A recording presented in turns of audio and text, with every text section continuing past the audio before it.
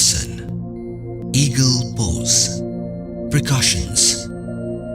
Do not perform this asana if you have spinal problems, hypertension, joint injuries, or varicose veins. Procedure. Breathing remains normal throughout the asana. Stand straight with feet together and hands by the side of your thighs. Now, raise your right leg and wrap it around left leg.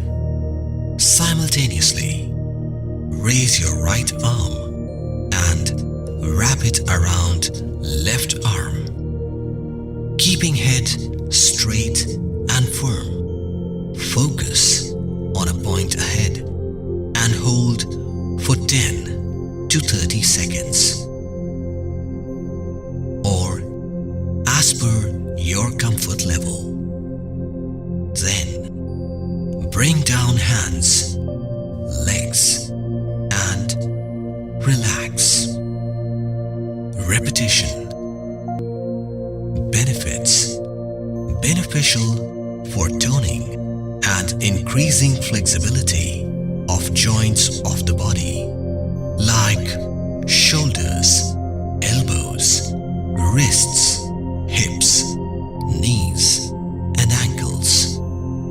Improves concentration and flexibility.